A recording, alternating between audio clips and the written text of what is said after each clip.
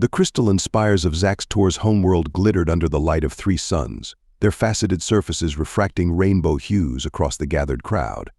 Millions of HFY had assembled in the Grand Plaza, their tentacles swaying nervously as they awaited the words of their most respected keeper of the peace. Zaxtor's exoskeleton creaked as he ascended the hovering platform. His compound eyes swept over the sea of anxious faces, each set of antennae twitching in anticipation. The weight of his words pressed heavily upon him, knowing they would forever change the course of his people's history. Citizens of the eternal hive, Zaxtor's voice boomed, amplified by unseen technology. I stand before you today with grave news and a decree that will ensure our continued survival. A hush fell over the crowd, broken only by the soft rustling of carapaces. 17 cycles ago, an alien vessel crash landed on the outskirts of our sacred crystal forest. From its wreckage emerged a being unlike any we have encountered in our galactic explorations, a human. Murmurs rippled through the assembly. Many had heard whispers of the strange, soft-skinned creatures from the distant arm of the galaxy, but few had ever seen one. Zaxtor continued, clicking with tension. We extended our hospitality, as is our way, but we could not have foreseen the chaos this single entity would unleash. Holographic displays flickered to life around the plaza, showing scenes of destruction. A research facility in ruins, its delicate equipment shattered. The sacred pools of luminescence, once pristine, now clouded and dim. The great archive, its databanks corrupted beyond recovery. This human, in less than a quarter cycle, has caused more damage than a Vorax swarm. Not through malice, but through its very nature. Zaxtor's voice lowered, filled with a mix of awe and terror. They adapt at an alarming rate. Their physical form, while appearing weak, harbors strength that defies our understanding of biology. And their minds, their ingenuity outpaces our most advanced AI systems. The crowd buzzed with fear and fascination. Zaxtor raised his upper limbs, calling for silence. The human has eluded our most skilled hunters. It has breached our most secure facilities. And now we have evidence that some among us have been sheltering this creature. Gasps and angry clicks echoed through the plaza. Therefore, by the authority vested in me by the Queen Mother herself, I hereby decree any being found harboring, aiding, or communicating with a human is guilty of an act of terror against the hive. This crime is tantamount to a declaration of war against our very existence. The crowd erupted in a cacophony of sounds, fear, outrage, and confusion blending into a discordant symphony. Zaxtor's final words cut through the chaos. To protect our way of life, to preserve our future, we must stand united against this threat. The human must be found. It must be contained. For if we fail, my fellow HFY, we may find ourselves becoming the obsolete ones in this vast galaxy. As Zaxtor descended from the platform, the seeds of panic began to sprout among the citizens. None noticed the small, cloaked figure at the edge of the crowd, its 5-fingered hand clenched in determination as it slipped away into the twisting alleys of the alien metropolis. The hunt was on, and the future of 2 species now hung in the balance. Sarah pressed herself against the pulsating wall of the alien structure, her breath fogging the inside of her makeshift respirator.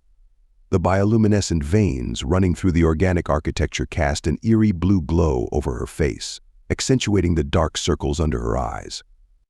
17 days. It had been 17 days since her ship malfunctioned, sending her hurtling into this alien world. 17 days of running, hiding, and desperately trying to survive in an environment that seemed designed to kill her at every turn. As the echoes of Zaxtor's announcement reverberated through the twisting corridors of the alien slums, Sarah allowed herself a moment of bitter laughter. A war criminal. She, who had come here with nothing but a warning and a plea for help, was now branded a terrorist. Her mind drifted back to that first day, the memory as sharp as the crystalline shards that had cut her palm when she emerged from her ruined ship. The air burned her lungs, too rich in some alien element. The gravity pulled at her limbs, making each step a struggle, but it was the archive that had been her undoing. The vast repository of knowledge, open and unguarded, a treasure trove of information that might help save humanity. She had interfaced her suit's computer with their systems, not realizing that her quantum processors would wreak havoc on their delicate organic tech. As alarms blared and the archive's caretakers rushed in, Sarah fled, clutching the precious data that might spell salvation for Earth. A sound snapped her back to the present, the soft scraping of chitin on the fungal floor. Sarah held her breath, pressing herself deeper into a recess in the wall. A young HYF scuttled past, its antennae twitching nervously. Then it stopped, mere inches from her hiding spot. "I know you're there," human, the alien chittered softly in its own language, which Sarah's translator rendered in a high-pitched whisper. "I mean you no harm." Sarah tensed, ready to bolt. But something in the alien's tone gave her pause. "My name is Zycal," it continued. "I've been watching you. You're not what they say you are you?" Slowly, Sarah stepped out of the shadows. The young HYF's compound eyes widened, taking in her alien form. "No," Sarah said, her voice hoarse from disuse. "I'm not here to destroy or conquer. I came to warn you, to ask for help. But everything I've touched," she gestured helplessly at her surroundings. Zycal's antennae quivered with curiosity. "Warn us? About what?" Sarah took a deep breath. "There's something coming. Something that makes me look harmless in comparison. My people. We've been fighting them for years. We thought we could handle it, but..." She was cut off by the distant sound of marching feet, the peacekeepers on patrol. Zycal made a decision. "Come with me," it said, extending a spindly limb. "I know a place where we can talk safely." Sarah hesitated for a moment, then took the offered appendage. As they hurried through the twisting bio corridors, she felt a glimmer of hope for the first time since she'd crashed on this world. But even as they disappeared into the depths of the alien city, Sarah couldn't shake the feeling that time was running out, not just for her, but for every sentient being in this sector of the galaxy. The true threat was coming, and she was the only one who knew how to face it. The crystalline spires of the HYF capital glowed an ominous red, pulsing in time with the citywide alarm. In the heart of the metropolis, a tense standoff unfolded. Zax Tor, flanked by a phalanx of elite peacekeepers, faced the cornered human. Sarah stood defiantly, her back against a shimmering force field. Beside her, Zycal trembled, but held its ground. "Surrender," human Zax Tor's voice boomed, amplified by his exoskeleton. "Your reign of terror ends now." Sarah's laugh was bitter. "Terror? Is that what you call trying to save your species?" Zax Tor's compound eyes narrowed. "You've destroyed our most sacred sites, corrupted our data networks, and upended our very way of life." "Because you wouldn't listen," Sarah shouted, frustration evident in her voice. "Every disaster I caused was an attempt to upgrade your defenses, to prepare you for what's coming."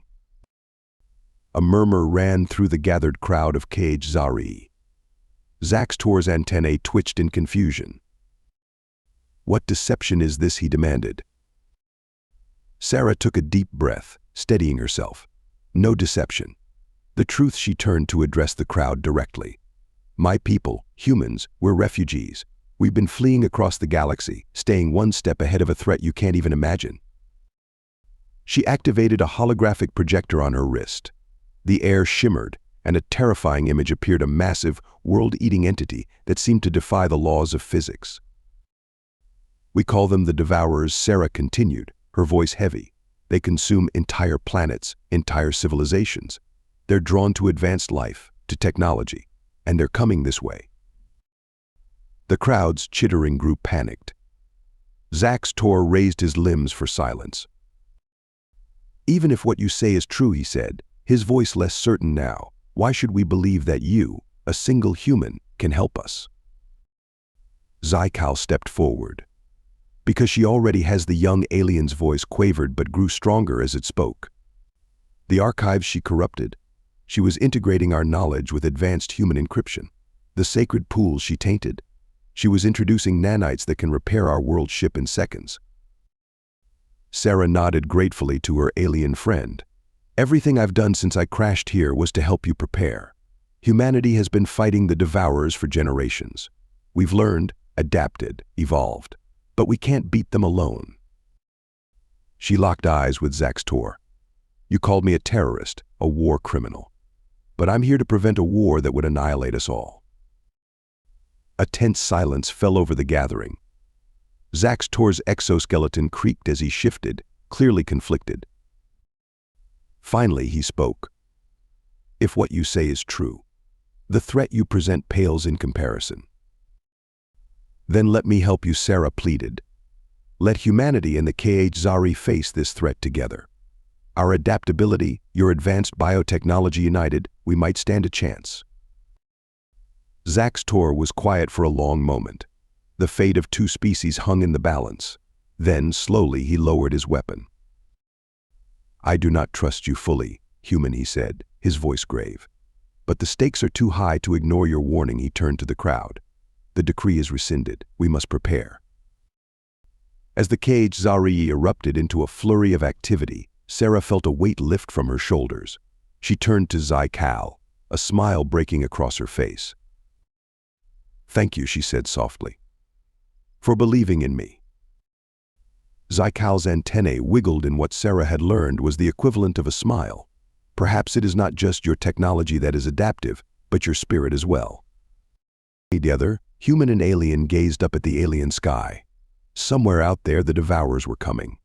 But now, they would face not just one species, but two, united in the greatest fight for survival the galaxy had ever seen. The real war was just beginning. Thank you so much for listening to this story. I hope you loved it. Please remember to subscribe if you did like it so you can see more videos like this. And please give us a like and a comment too. I'll see you in the next one.